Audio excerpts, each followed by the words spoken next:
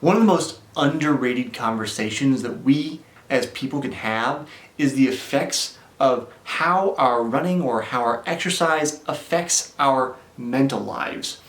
We like to focus on the physical and say, I want to get faster, I want to be better, I want to run a new PR, but we don't necessarily think about the interlink between the mind and the body. And that's something I love to do here on this channel. Now, you're here, you clicked on this video because you want to know about anxiety and running and can it help? How soon can it help? Well, I'm Jesse Funk, and on today's episode of Runner's High, we're going to talk about the link between running and anxiety, how soon it can help, and what you should do in the long term.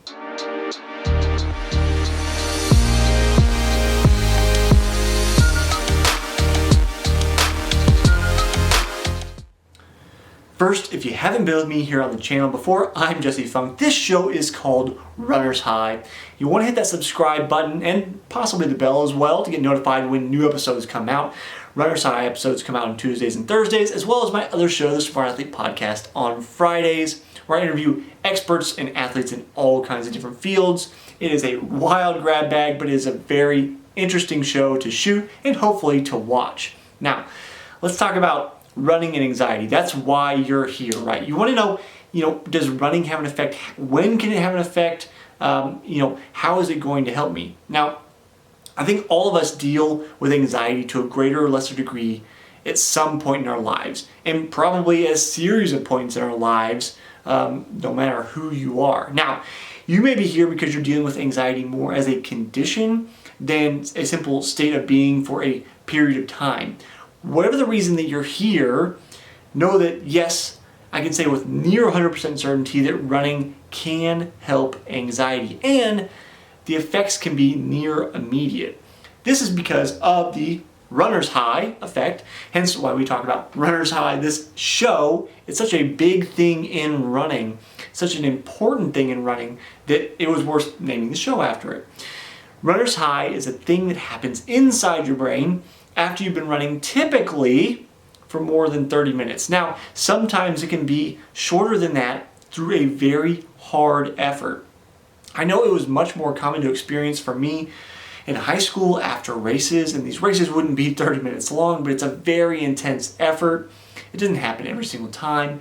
But when we look at studies trying to replicate the runner's high, this is often going to be after 30 minutes of work. So you do have to go out and be out for a little while for this to happen.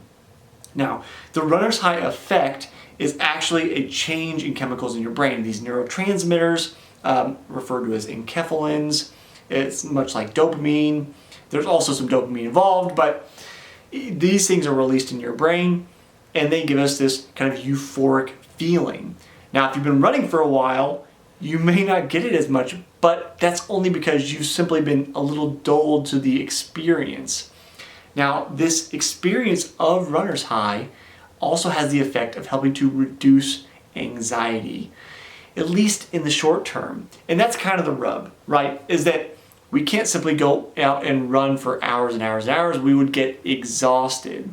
But to that point, if this is what you're seeking, don't try to just go out really hard and exhaust yourself, because that's a less reliable way to get this runner's high effect than simply taking your time, going slow and running, for a while instead of running simply hard and then getting tired quickly. What my coach says with me when we go out on long runs is let the duration of the run tire you out, not the effort. And that same kind of advice applies to you here if you're trying to achieve that kind of runner's high effect. Let the duration of your run, that half hour, 40 minutes, whatever you're going to go out for, let that tire you out, not how hard you're going. Anytime I look up studies that have to do with the mind, depression, anxiety, and running, there's often a positive link between being active, going out and running, and seeing positive outcomes with depression, anxiety in the long term. But that's also in conjunction with medication and some kind of therapy most of the time when these studies are done.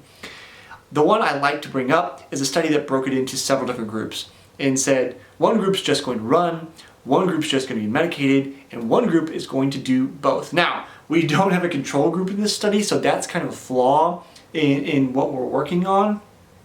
But from that, those 3 groups, even though we didn't have a control, so not a perfect study, we did see that the most positive effect in the long term was the group that had the combination, the medication and the exercise. Exercise, interestingly, did provide short-term results very similar to the medication, but long-term didn't provide as many benefits. So know that depression and anxiety are a complicated situation for a lot of people. And if it is something that you're dealing with and you need help with, seeking a professional to help you with that is the way to go if you want to be rid of that and deal with that in the long term to try to find the true self that you want to be.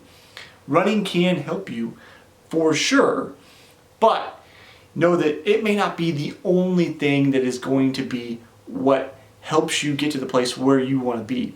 I've talked about this with several guests over the years doing the Smart Athlete podcast. Originally with one of my guests, Mike Hackadone, who's a ultra runner. We talk about how running is not therapy. It is therapeutic, but it's not therapy. They're 2 different things. He dealt with depression and anxiety, and he spends all this time running, and even finds within the community that there are other people that deal with these things, but you often need some other stimulus, some other way to deal with it as well to get the most positive benefit. I talked to other people. I can't remember whether I brought it up with Jenna Fuchs, who's a sports psychologist. I spoke with her season 2 of the Smart Athlete podcast. I will link to both Mike and Jenna if you want to be interested in checking out those at the end of this video, checking out those interviews. But know that yes, there's a positive benefit between running and anxiety, that it can be beneficial. The other thing, besides just the running component, that is probably interesting is if we get outside and run. Because we've seen studies come out that say spending time in green space has a positive benefit to our overall mood and reducing that kind of anxious, emotive state.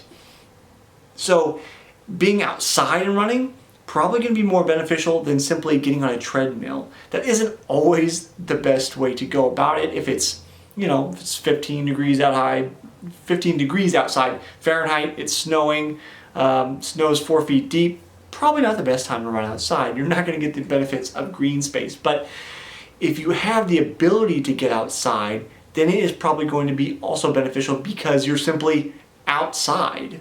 All of this is really my long-winded way to say, yes, running can have positive and immediate benefits to dealing with anxiety. So can being outside when you can get into green space. Be surrounded by trees, there's grass, there's flowers, maybe bees are buzzing around. Hopefully you're not anxious about bees. But these have positive benefits. However, going back to those studies, because we want to trust these studies that have been done, been peer-reviewed, and then published, medication cannot be substituted if that's something that you need. Again, if anxiety is not a condition you're experiencing, it is simply a passing state of being, then that may not be the route for you. I simply cannot speak to that because here I am with a camera. I'm not with you. I'm not qualified to diagnose you. But know that whatever your case is, you are going to be able to get a positive benefit out of running to deal with anxiety. So if you want to check out my interviews with Mike, who himself dealt with depression and is an ultra runner, click on that. That should be on the screen. Or if you want to know about sports psychology with my interview with Jenna Fuchs, that'll be on the screen as well. As always, I'll see you next time on the next episode of Runner's High.